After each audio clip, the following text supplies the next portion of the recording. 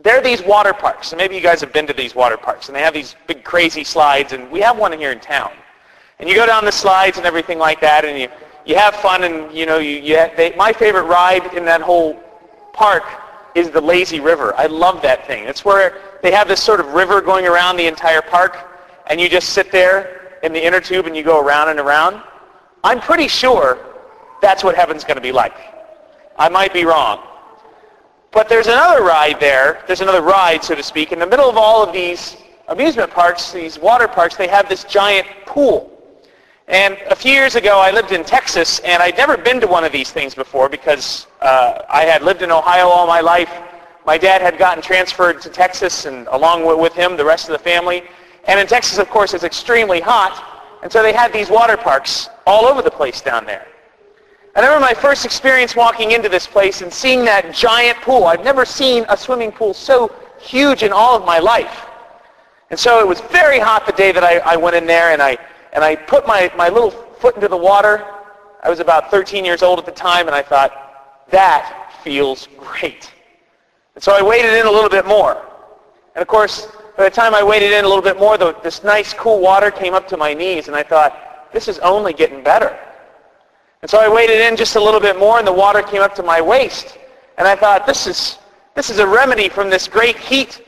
It was so hot in Texas, by the way, you could fry an egg on the sidewalk. Do you know how I know? I fried an egg on the sidewalk. Do you know what other effect that has? It has the effect of getting your dad very upset at you for frying an egg on the sidewalk, because they tend to fry right in and they can't come off. So I thought I finally found the remedy. And after that, I just rushed in. And now, I'm buoyant. That is, I don't sink. I don't have to do anything. I can actually just kind of stand or sit in the water, and I don't sink or have to do anything. And I can even have a conversation. It's a gift that God has given me. And so as I walked out into the midst of the water, and I began to swim, and I thought, this is great, all of a sudden I heard this noise. I believe it is the sound of death. And it goes something like this. It sounds like the end of a basketball game. You know that buzzer? It's at the end of the basketball game. It goes something like this. And then I realized what that big giant pool was for in the middle of the park. It was a wave pool. And all of a sudden, these giant waves, and I'd never been to one of these before, these giant waves start coming at me. And even though I'm perfectly buoyant, I'm like a beach ball in many, many ways, I was starting to get overcome by these waves, and I thought, this is the end of my life. And so what I did is I swam over to the side, and I grabbed onto to the side of this big pool, and I'm just getting crushed by these waves. And I look up, and there's the lifeguard looking right down at me from his big chair. And I'm getting crushed by the waves, and he says to me, you probably should get out of the pool. And I looked at him and I said, like that. And then I said, well, thank you very much for not helping me. And so he just stood there and watched me until this whole fiasco was over. Maybe he knew I was going to be okay. Maybe he didn't want to ruin his tan. I don't know. There's a lot of things that could have been going on. And finally the waves ceased. And I swam over to the ladder and I got out. And I would have loved to have pushed that lifeguard right in the water. But I didn't. I was a forgiving 13-year-old. And I walked away and never got into that pool again. I learned my lesson very quickly. And I went over to the lazy river, and I put my inner tube in it, and I spent the next 7 hours going in and out of consciousness. It was great. Now, I tell you that story for a reason. That idea of starting out, and you're on dry land, and you move into the water a little bit, and you move into the water a little bit more, and then all of a sudden you're swimming. That's exactly how sin dupes us in our life. Because a little bit of sin's not bad, right? And it doesn't feel so bad either. Maybe a little bit more wouldn't hurt either. I mean, God's going to love me, right? And then all of a sudden I'm wading into it.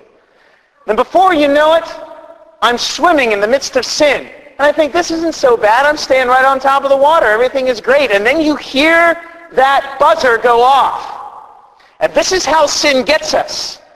Is that we're comfortable. Everything's fine. And then we hear it and we start getting crushed by the waves of sin and death.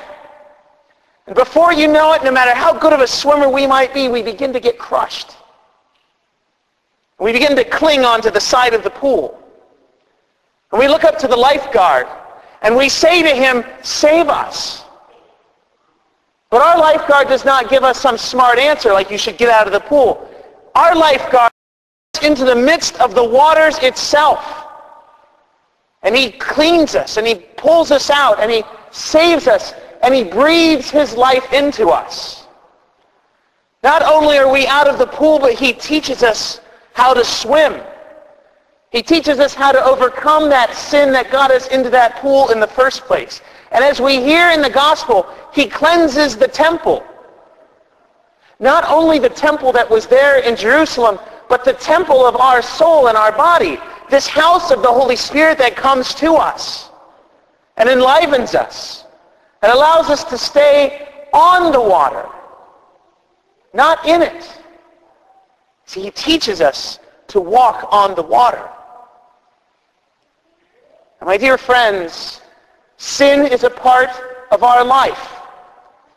It has been washed away by baptism, but the scars and the weakness has been left over by sin. But God's grace comes and tells us that we do not have to be overcome by sin. We do not have to drown in the waters of sin and death. We do not have to be destroyed, but we have been saved by the one who plunges into the water itself and teaches us to be like him.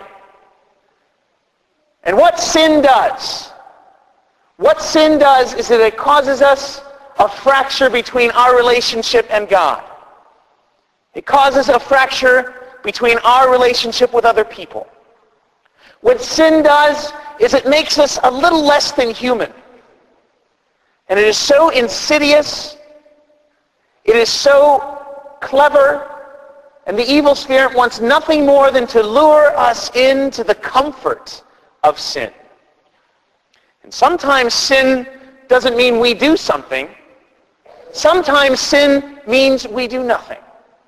That we miss our opportunities to love. That we miss our opportunities to be perfect in the image and likeness of God.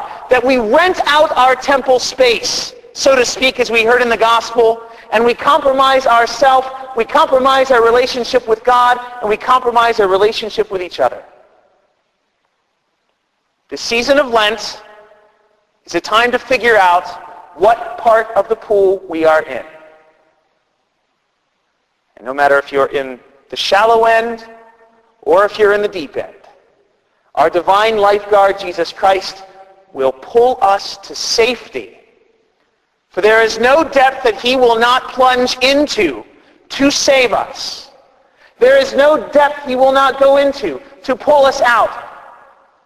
There is no amount that Jesus will not give in order that we might be saved.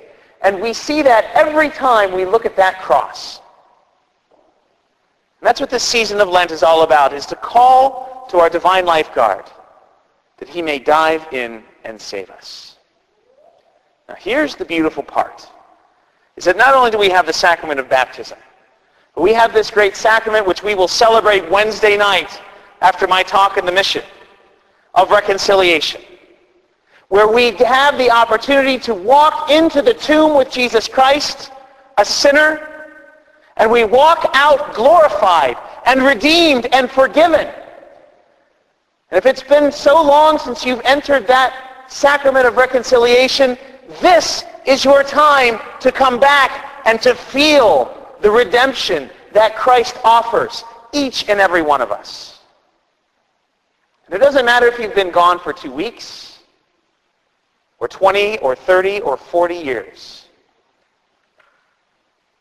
That redemption that pulls us out of the water, that redemption that cleanses the temple, that redemption that Jesus Christ alone offers us, can be yours.